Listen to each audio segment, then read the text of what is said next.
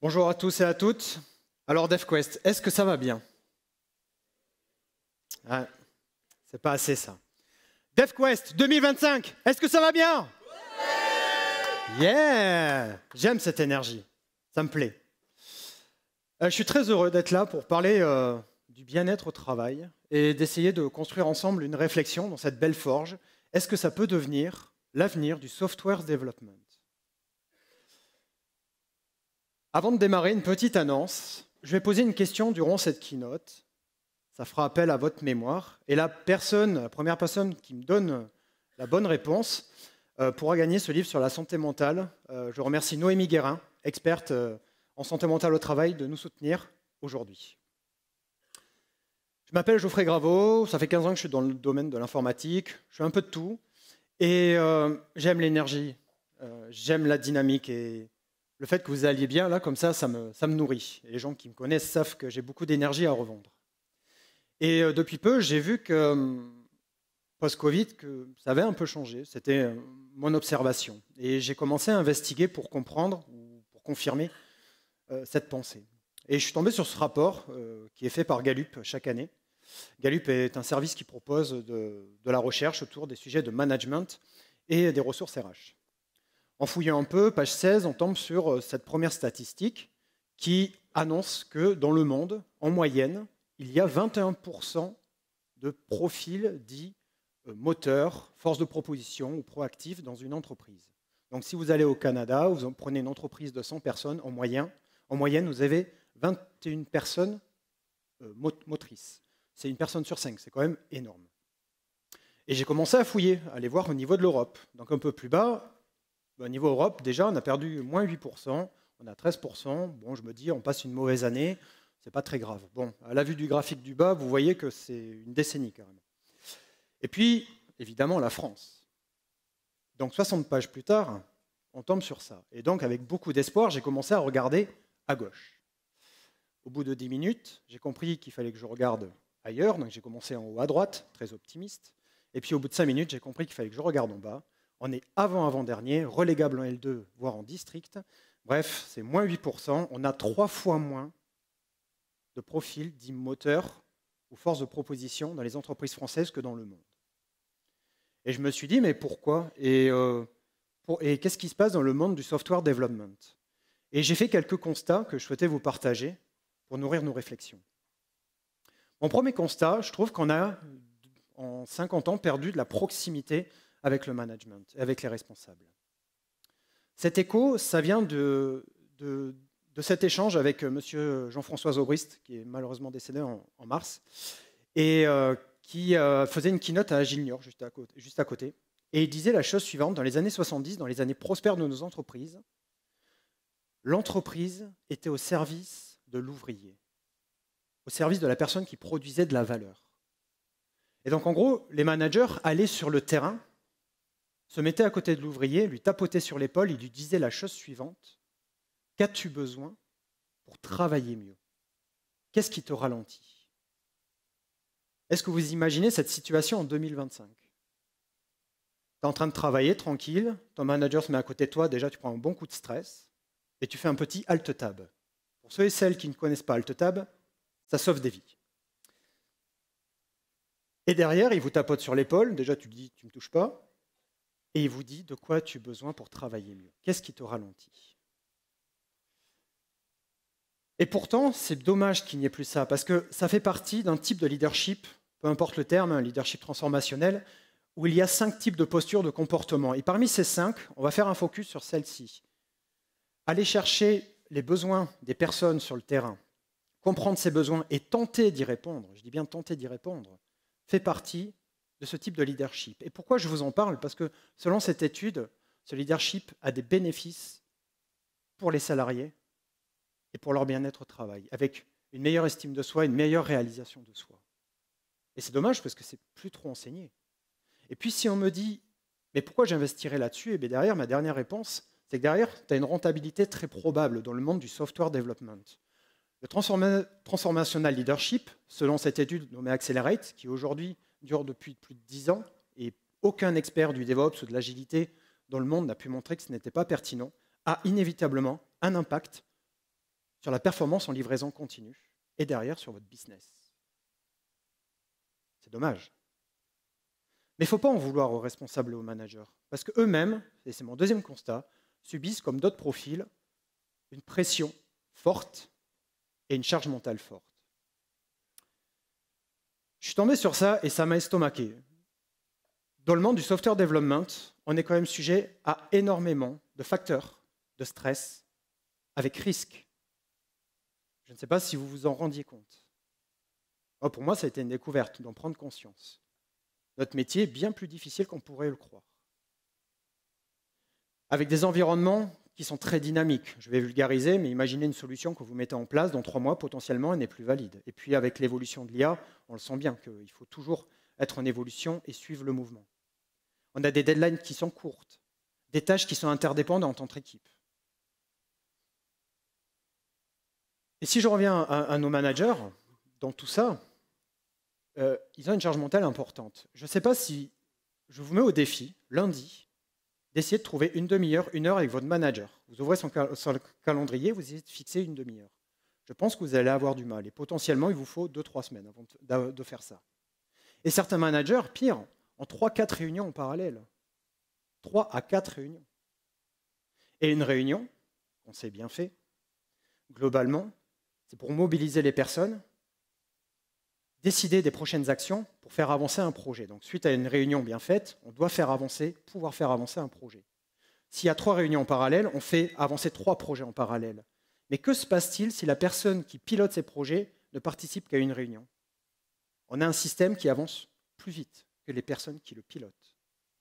Et ça doit être terrible, une charge mentale terrible de toujours se sentir dépassé, de ne pas avoir les bonnes informations au bon moment. Et cette charge mentale, il y a d'autres profils qui la subissent. Et aujourd'hui, je vais aussi faire un focus sur les lead dev. Pour les personnes qui sont lead dev ou profil équivalent, est-ce qu'une charge mentale, ça vous parle? Vous êtes expert technique et il faut suivre les évolutions de vos stacks. Première chose. Ensuite, il faut s'assurer que vous livrez en temps et en heure avec votre équipe. Vous devez faire monter en compétence votre équipe. Vous devez faire les onboarding. Vous devez faire de la maintenance de code, un peu d'architecture, prioriser les tâches, s'assurer qu'il y a bien du métier retranscrit dans le code, etc. etc. Et puis les derniers, faire de la sécurité et être à jour sur l'IA. Bref, toute la recette du boom. Et en fait, les répercussions, parce que en fait, les journées ne font que 8 heures, on a des journées qui sont quand même réglées, mais en fait, au bout d'un moment, il faut faire des choix. Et très souvent, un des choix, c'est sur la maintenance de code. Phelim Hermans, dans le livre que je vous recommande, The Programmer's Brain, dit la chose suivante. Globalement, le temps passé à comprendre du code, c'est 60% de votre temps de travail. En discutant avec certains experts, ils trouvaient ça un peu élevé, ils m'ont dit on est plutôt à 40%, je vous propose de prendre 50%, d'accord ? Donc si on prend 50% et que je vulgarise un planning, je vais vulgariser à titre pédagogique, ça voudrait dire que suite au daily, on passe une matinée à comprendre du code et l'autre matinée à écrire du code. Et c'est en écrivant du code qu'on produit de la valeur. Mais si j'ai plus le temps de faire de la maintenance de code, c'est que petit à petit, mon code va devenir de plus en plus complexe dans le temps. Et donc plus dur à comprendre. Et donc au bout d'un moment, le temps de compréhension va empiéter sur votre temps d'écriture ou sur votre temps personnel. Et donc aussi sur votre bien-être.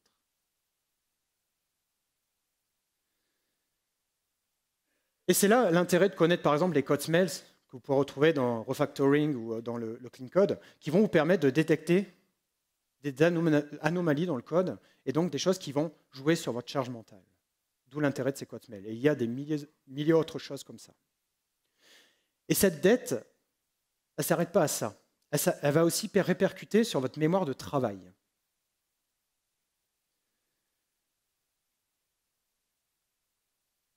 Est-ce que ça vous parle, cette situation où 2 personnes disent « c'était quoi déjà ? Oups ».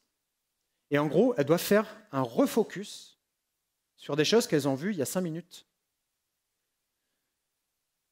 3 règles de la mémoire, très importantes. Notre mémoire est faillible, notre mémoire est faillible, et notre mémoire, c'est quoi déjà ? Si je vous demande, question, quel est le nom de l'autrice du livre Programmer's Brain? Qui s'en souvient? Le nom. Qui a dit ça? Qui a dit Hermans, là? Bravo, vous me verrez, vous viendrez me voir tout à l'heure pour le livre. Comment tu t'appelles? Stéphane. Bravo Stéphane. Donc Feline Hermans. Et en fait, qu'est-ce qui s'est passé pour les personnes qui ont lu le nom et qui ne s'en souviennent pas? Quand vous lisez une information, ça va passer par votre sensory memory, peu importe, ça va durer 3 secondes. Ensuite, il va y avoir une première sélection qui va arriver dans votre mémoire court terme ou working memory. Ensuite, il va y avoir des interactions avec votre mémoire long terme, et le résultat de tout ça, c'est ce que vous allez produire et qui est nommé performance dans ce papier. Donc, quand vous lisez du code, ça va passer dans votre mémoire court terme. Mais il y a un petit problème, et c'est ce qui s'est passé pour les personnes qui ont oublié le mot Hermans, c'est qu'elle va durer entre 15 et 30 secondes. Et c'est passé au moins 1 ou 2 minutes entre les deux infos tout à l'heure. Et l'autre problème, c'est qu'elle va être en capacité réduite. On est des chunks, des morceaux en gros, et ça ne va pas être plus de 7 à 9 chunks. Donc en gros, si vous lisez une structure d'objet avec 10 éléments, quand vous arrivez au 7e, 8e ou 9e élément, vous allez devoir très probablement refaire un effort cognitif pour vous rappeler de ce qu'il y avait en début de cette structure d'objet.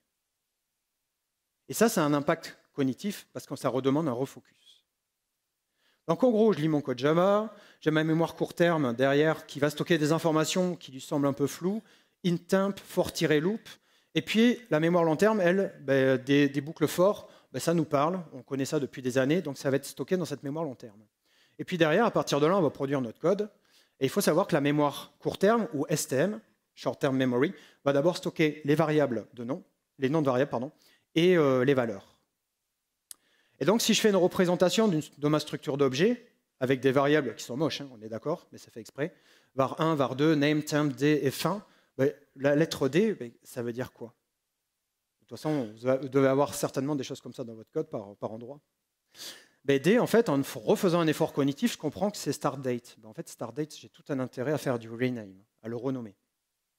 Et de la même manière, fin, du coup, de l'anglais on passe en français, et name, je manque de précision, on a tout intérêt à les renommer. Du coup, c'est votre mémoire long terme qui va stocker ces types d'informations, c'est connu de tous et de toutes. Donc en fait, ça n'a plus rien à faire dans votre mémoire court terme, et donc ça libère de l'espace. Mon 4e constat, c'est qu'on a tendance à oublier aussi parce qu'il y a énormément d'interruptions dans notre travail. Et ça va avoir des répercussions relativement fortes. Interruptions et les réalisations de vos tâches. Selon cette écrivaine scientifique, il existerait un lien entre le focus, l'attention et le bonheur. Malheureusement, dans notre travail, le focus et l'attention, c'est un peu malmené. Selon cette étude, attention à la pertinence de cette étude, mais c'est un point de repère, d'accord? Les employés sont interrompus en moyenne 15 fois par heure, une fois toutes les 4 minutes. Moi, j'ai trouvé que c'était un peu beaucoup. Mais si je fais le bilan du début de matinée, j'arrive vers 8h30, 9h, je démarre mon PC, et là arrivent les premières personnes pour me dire bonjour.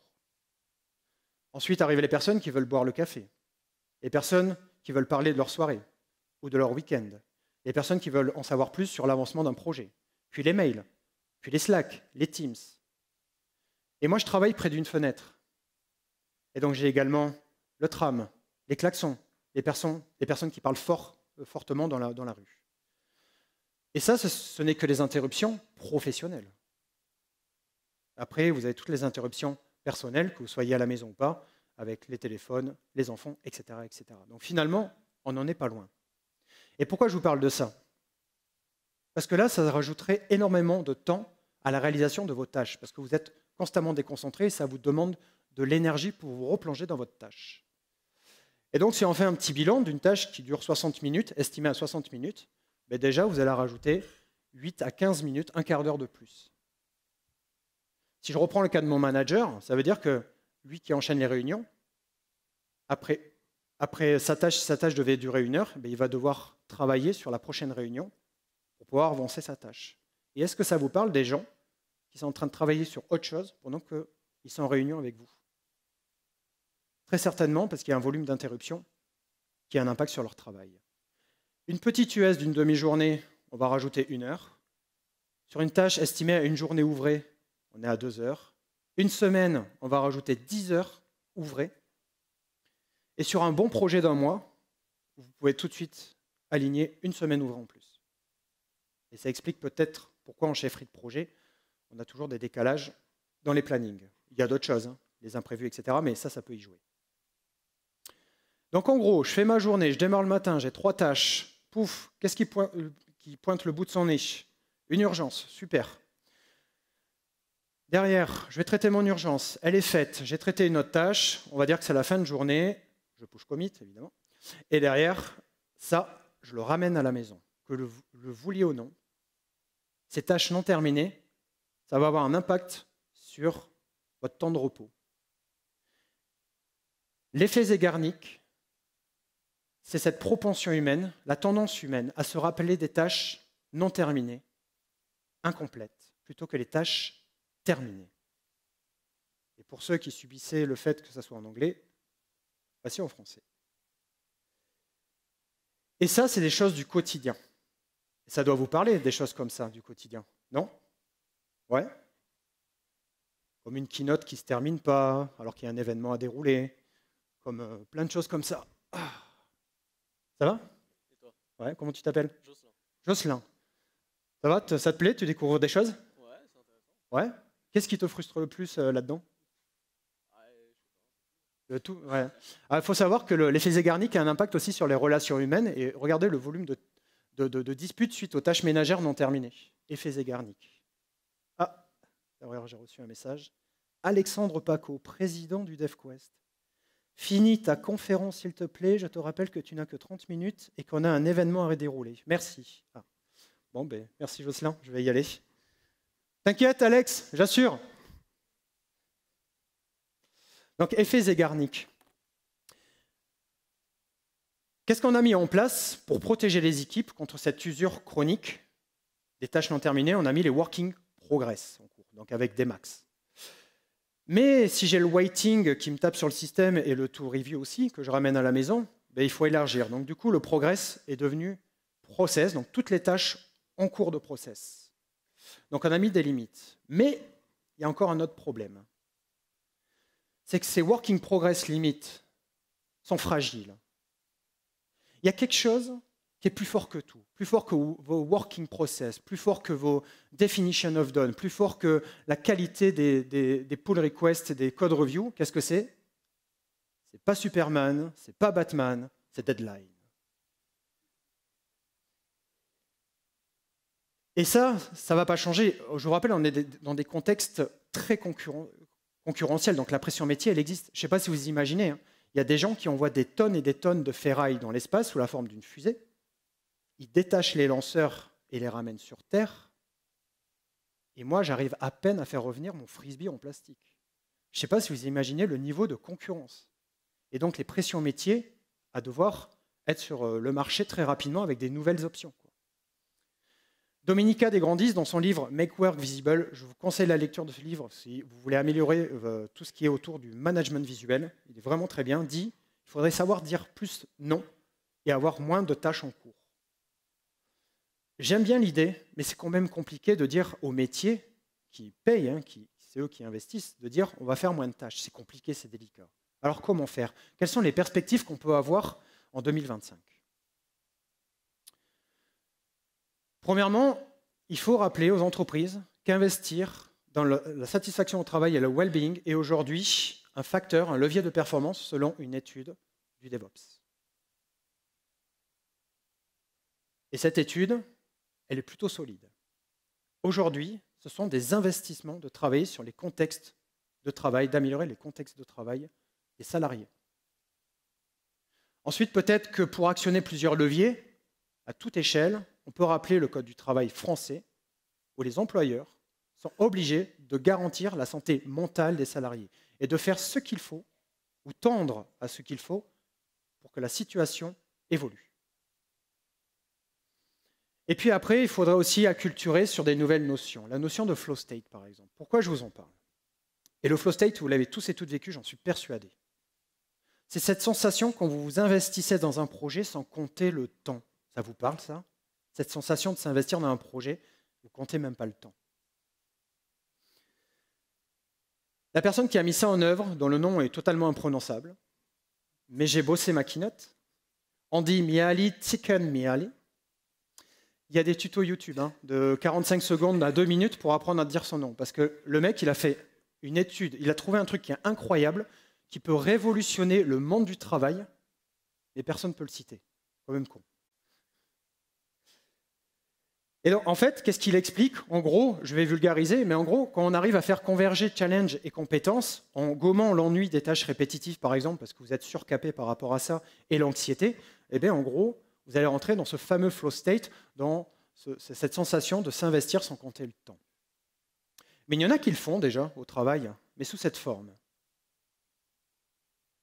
La musique est une stimulation qui peut gommer l'ennui, et puis ça coupe potentiellement des interruptions de l'anxiété. Ça délivre un message, je dois me focus sur mon travail. Mais je ne suis pas sûr que ce soit la solution d'investir dans des casques dans toutes les entreprises. Et donc aujourd'hui, pour retrouver du plaisir, de la concentration, voici quelques 2-3 mouvements qui vont arriver en masse à mon avis. Moi, ce que j'ai vu arriver en masse, c'est la notion de deep work. Et je vous montre une implémentation dans une entreprise. Je ne peux pas la citer. J'étais DevOps dans cette entreprise et j'accompagnais une équipe de dev. Et donc, en gros, le matin, ils avaient toutes leurs réunions et l'après-midi, c'était dédié à des sessions de code entre membres de l'équipe de développement. Et les seules personnes qui pouvaient interagir entre eux, c'était le lead dev ou les personnes qui avaient des dépendances sur les features qu'ils étaient en train de coder.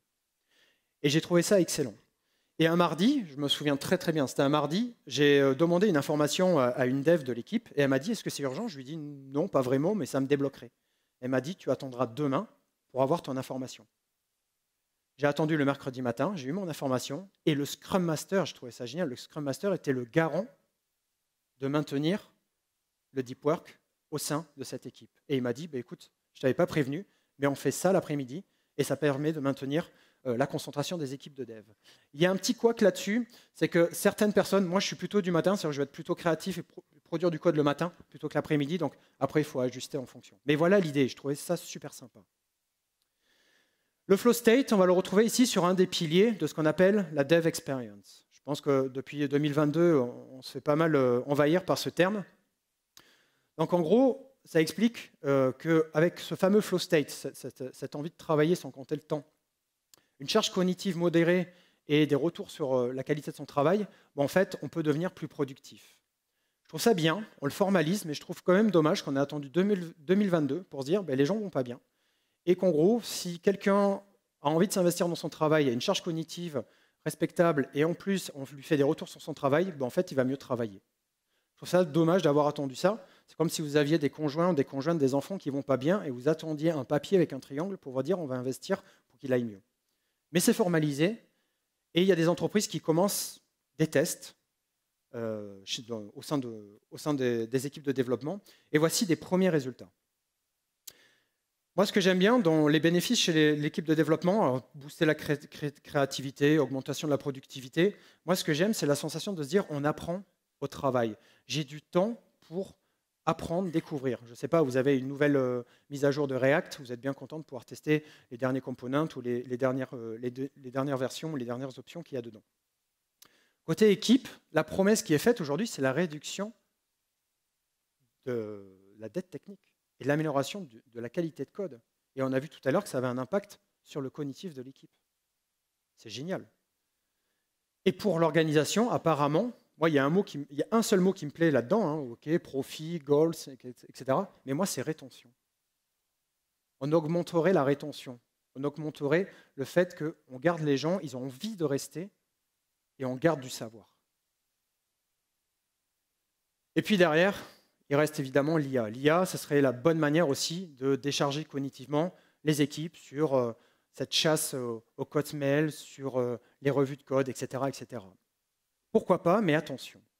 Les premiers résultats montreraient des améliorations de la qualité de code en 2024 et des vitesses de code review, et réduction de la complexité du code. Donc ça, c'est plutôt positif. Cependant, on ferait trop confiance à l'IA trop vite et on irait trop vite à approuver certaines parties de code. Et il y a quand même une réduction de la stabilité du delivery. Depuis, ça fait 6 mois cette étude, donc ça a peut-être évolué depuis. Mais derrière, il y a des répercussions sur le delivery.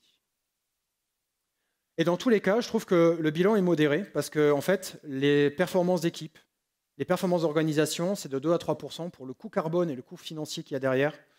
Je suis assez mitigé. Mais pourquoi pas? Moi, ce qui me fait peur avec l'IA, c'est ça, et c'est peut-être le message, préservez-vous, parce qu'en fait, l'utilisation de l'IA sans conscience réduirait, on va dire, l'esprit critique et le détachement qu'on a par rapport aux résultats d'une IA. Donc oui, mais attention. Et l'IA, moi, je la vois comme un ou une stagiaire, c'est faire plein de choses, mais je dois jeter quand même un coup d'œil. Donc on a plein de solutions, on a plein de choses, et ça, c'est vraiment bien. On a plein d'outils et qui peuvent permettre de réduire les charges cognitives, d'amener du bien-être dans le software development, et en plus en gagnant. C'est gagnant, les entreprises peuvent investir, il n'y a aucun problème. Il faut bien investir après. Donc oui, je crois à tout ça, mais je crois aussi que derrière, avoir un management avec cette proximité, un management qui vient vous voir, où vous n'aurez pas le stress, on fera toujours alt-tab, ça ne changera pas, qui vous dira de quoi as-tu besoin. Moi, je crois que c'est la suite en 2025 et 2026. Mais pour faire ça, il faut pouvoir propager des idées. Et donc, pour propager ces idées, il faut faire des talks. Et déjà, pour propager ces idées, je voudrais que vous remerciez très chaleureusement l'équipe du DevQuest et tous les bénévoles. Merci à vous.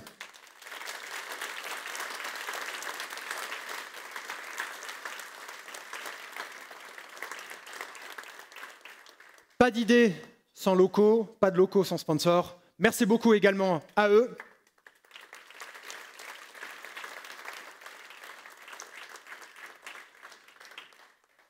On peut remercier aussi les speakers parce qu'ils ont la chance, vous ne savez pas, mais pour ceux qui ne connaissent pas le métier de speaker, partager nos idées, mais c'est un réel bonheur. Parce qu'en fait, on y croit et on sait que ça fait du bien aux gens. Merci également à tous les speakers.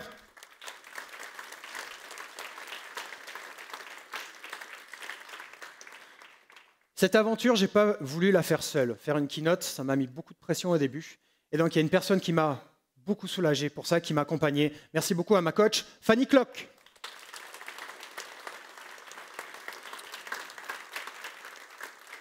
Et pour terminer, ça va être banal, je sais, mais merci à vous. Parce qu'en fait, pour faire changer les choses, il faut propager les idées. Moi, j'ai fait un pas. Vous, dans vos entreprises, vous allez confronter mes idées à les réalités du terrain. Et c'est vous qui ensuite allez parler de nos idées en tant que speaker. Non, vous allez propager les idées des speakers. Et donc, pour tout ça, un grand merci.